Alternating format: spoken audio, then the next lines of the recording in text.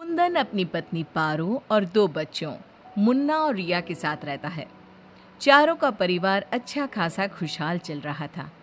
लेकिन एक दिन उसकी पत्नी पारो सीढ़ियों से फिसलकर गिर गई और अस्पताल पहुंचने से पहले ही उसने दम तोड़ दिया। कुंदन की जिंदगी तो जैसे वीरान हो गई। बच्चे भी बहुत दुखी रहने लगे।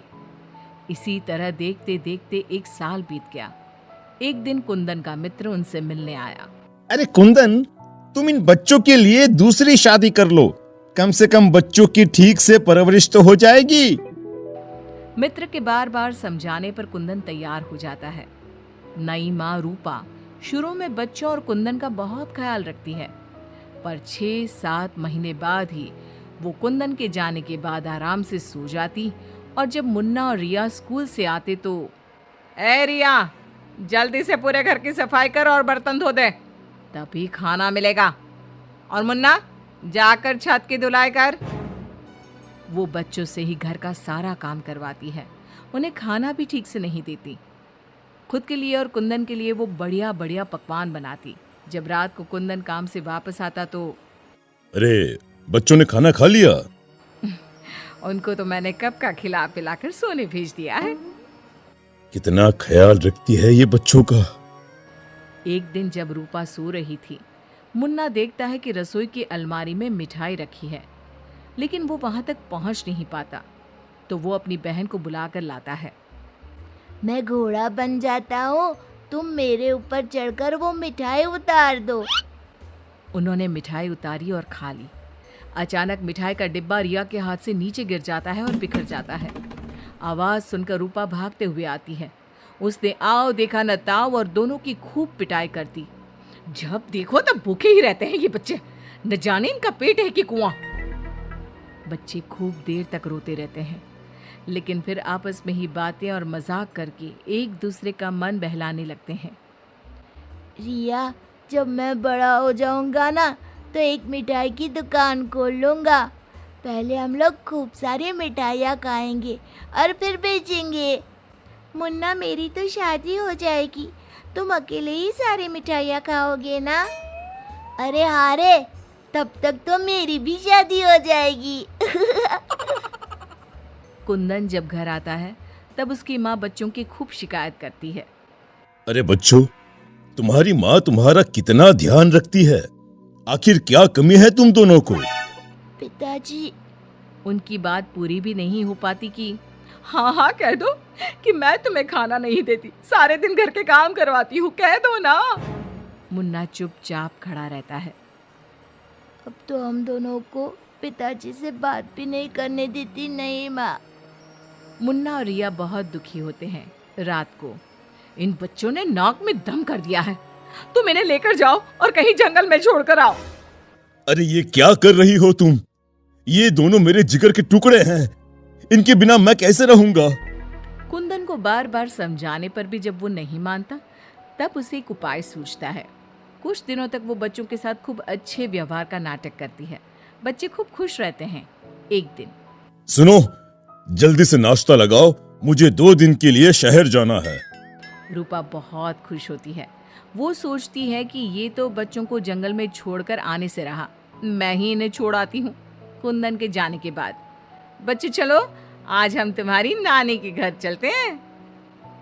बहुत देर तक चलते चलते जब वो सब घने जंगल में पहुंच जाते हैं तब, माँ, इधर का नानी का घर है, लगता है हम रास्ता भूल गए हैं।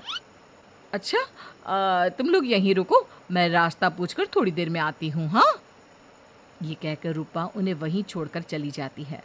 बहुत देर हो जाती है और रूपा वापस नहीं आती तो माँ कब आएगी भैया? इस तरह सुबह से शाम हो जाती है। जहाँ एक तरफ बच्चे जंगल में अपनी माँ का इंतजार कर रहे होते हैं, वहीं दूसरी तरफ रूपा घर में आराम से बैठी थी। इसी तरह 2 दिन बीत जाते हैं और 2 दिन बाद कुंदन जब घर वापस आता है तो, बच्चे कहाँ हैं? मैं उन्हें जंगल में छोड़ आई। ये तुमने क्या किया रूपा? बच्चे बेचारे जंगल में अकेले कहाँ भटक रहे होंगे? क्या किया तुमने ये? देखो, अगर तुम्हें अपने बच्चों की इतनी ही चिंता है ना, तो जाओ तुम और उन्हें ढूंढते रहो। कुंदन बच्चों को ढूंढने की बहुत कोशिश करता है, पर बच्चों का कुछ भी पता नहीं चलता। कुंदन बहुत दुखी होता है। अब वो हर रोज काम पर जाने के बहाने जंगल में बच्चों को ढूंढता हुआ भटकता रहता है। रूपा के जाने के बाद बच्चे रोते रोते आगे बढ़ने लगते हैं। माँ बड़ी चालाकी से हमें जंगल में छोड़कर चली गई। अब हमें रहने के लिए कोई ठिकाना ढूंढना ही होगा। अब तो अंधेरा भी घिर रहा है। आगे जाते ही उनको एक झोपड़ी दिखती है। बच्चों को थोड़ी आशा बनती है। दोनों भागते भागते वहां पहुंचते हैं और झांक कर अंदर देखते हैं तो एक बुढ़िया चरखे पर सूत काट रही थी। उसके शरीर पर सफेद वस्त्र थे। अंदर का माहौल बड़ा डरावना लगता है, पर बच्चों को तो कोई आसरा चाहिए था। वो दोनों दरवाजा खटखटाने लगते हैं। तभी वो बुढ़िया पीछे मुड़ती है। बच्चे जैसे ही उसे देखते हैं, उनके शरीर के अंदर भय से एक अजीब सी सिहरन दौड़ जाती है। माथे पर बड़ी सी लाल बिंदी, आंखें सुर्ख लाल और बाल भी अस्त व्यस्त।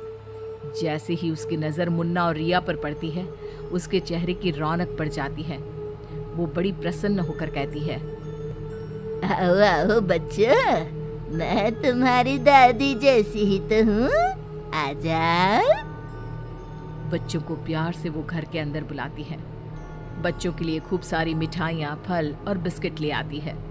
बच्चे तो पहले से ही भूखे थे। वे खाना देखकर उस पर टूट पड़ते हैं। उनका सारा डर भी दूर हो जाता है। वो खाने के बाद तुरंत ही सो जाते हैं। जब सुबह उठते हैं तो बच्चों, हम घर के पीछे वाले बगीचे में चलते हैं। वहाँ बहुत सुंदर फूलों का बगीचा था। मुन्ना और रिया वहीं खेलने लगते हैं। बुढ़िया अंदर चली जाती है। तब तक मुन्ना की नज़र एक गिलहरी पर पड़ती है जो एक कोने में दुबकी हुई थी। मुन्ना उसे प्यार से अपने हाथ में उठा लेता है। तभी गिलहरी इंसानों की आवाज़ में बोलती है, बच्चों, तुम लोग यहाँ से भाग जाओ। ये बुढ़िया एक खतरनाक चुड़ैल है। तुम्हें खिला पिला कर पहले मोटा करेगी, फिर पिंजरे में डाल देगी। सभी बच्चों को ये जादुई छड़ी से पशु पक्षी बनाकर बगीचे में रख देती है। एक एक करके अपनी जादू की छड़ी से सबको बेहोश कर देती है और कढ़ाई में तेल गरम करके पकोड़े बनाकर खा जाती है। इसके पास एक आदमकद का पिंजरा है। ये खुद उसकी सफाई करती है। ये कहकर गिलहरी जमीन पर कूद जाती है। जब दोनों घर में जाते हैं तो देखते हैं कि बुढ़िया पिंजरे की सफाई कर रही थी और उसके मुंह पर खून लगा था। बच्चों को देखते ही अपना मुंह पोंछने लगती है वो। रिया चारों तरफ जादू की छड़ी ढूंढने के लिए नजर दौड़ाने लगती है। अचानक उसे जादू की छड़ी दिखाई देती है और वो दोनों लपट कर वो छड़ी उठा लेते हैं। जादुई छड़ी, पिंजरा बंद कर दो। पिंजरा बंद हो जाता है। पिंजरा बंद होते ही वो बुढ़िया एक खतरनाक चुड़ैल बन जाती है और चीखने लगती है। दादी, आज तुम भी पिंजरे में बंद होने का मजा उठा लो ना। दोनों हंसते हैं। दादी दादी, यही वो जादुई छड़ी है ना जिससे तुम सब बच्चों को चूहा, बिल्ली और गिलहरी बनाती हो? बोलो, तुमको क्या बनना है? मुझे बाहर निकाल, वरना मैं तेरा खून पी जाऊंगी। छड़ी मेरे हवाले कर दे। दादी, पिंजरे में कुछ खाने को दो। ये लो, तब तक आम की गुठलियां चूसो। इनमें अभी भी बहुत रस बचा है। दोनों आम की ढेर सारी गुठलियां पिंजरे में फेंक देते हैं। एक बार मैं बाहर आ जाऊं ना, तुम दोनों के पकोड़े बनाकर चबा जाऊंगी। जय काली कलकत्ते वाली, तेरा वचन न जाए खाली। जादुई छड़ी, इस चुड़ैल को मछली बना दो। जादुई छड़ी, एक बड़े से कढ़ाई में तेल गरम कर दो। जादुई छड़ी चुड़ैल को मछली बना देती है। दोनों उसे उठाकर एक बाल्टी में डाल देते हैं। कढ़ाई में तेल गरम हो रहा होता है। मुन्ना और रिया दौड़कर बगीचे में जाते हैं। वहाँ बहुत सारे जानवर और पक्षी होते हैं। जादुई छड़ी, इन सारे लोगों को इनके असली रूप में बदल दो। तभी सारे जानवर और पक्षी बच्चों में बदल जाते हैं। सब कमरे में आ जाते हैं। हमें इस चुड़ैल ने बहुत तड़पाया है, चलो आज इसको मजा चखाते हैं। जादुई छड़ी, इस चुड़ैल को पिंजरे में डालकर फिर चुड़ैल बना दो। पिंजरे में कैद होकर चुड़ैल फिर चिल्लाने लगती है, ये सारे के सारे शैतान कैसे यहाँ आ गए? जैसे तुम पिंजरे में बंद हो गई वैसे ही हम सब भी यहाँ आ गए। सभी बच्चों ने पिंजरे में ठंडा ठंडा पानी फेंकना शुरू कर दिया। चुड़ैल पहले तुम नहा लो, फिर हम तुम्हें मछली बनाकर पकौड़े बनाकर खा जाएंगे। सभी बच्चे ताली बजाकर खूब हंसते हैं। बच्चों मुझे माफ कर दो, मैं कभी ऐसा नहीं करूंगी। एक बार मुझे पिंजरे से निकाल दो। दोस्तों, क्या हमें इस चुड़ैल की चिकनी चुपड़ी बातों में आना चाहिए? नहीं, बिल्कुल नहीं, नहीं, बिल्कुल नहीं। मुन्ना जोर से छड़ी फटकारता है। जादुई छड़ी, इस चुड़ैल को मछली बनाकर कढ़ाई में डाल दो। मछली की कढ़ाई में गिरते ही बहुत तेज आवाज होती है, जैसे कहीं बिजली चमकी हो। सभी बच्चे डरकर एक दूसरे से चिपक जाते हैं। मछली का आकार बहुत बड़ी सी चुड़ैल का हो जाता है। वो बार बार कढ़ाई से निकलने की कोशिश करती है। सभी बच्चे मिलकर उसे फिर कढ़ाई में ढकेल देते हैं। अंत में वो गरम तेल में जलकर मर जाती है। सब बच्चे खुश होकर तालियां बजाने लगते हैं। मुन्ना जादू की छड़ी की सहायता से सभी बच्चों के साथ शहर आ जाता है। जब वे अपने घर पहुंचते हैं तब पिताजी, हम आ गए। कुंदन उनकी आवाज सुनते ही भागता हुआ आता है। बच्चों को देखकर उसकी आंखों से झरझर आंसू गिरने लगते हैं।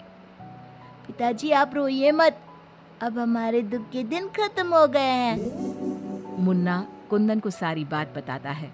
जादुई छड़ी पाकर उनके सारे कष्ट खत्म हो जाते हैं। अब तो नई माँ भी उनको प्यार करने लगती।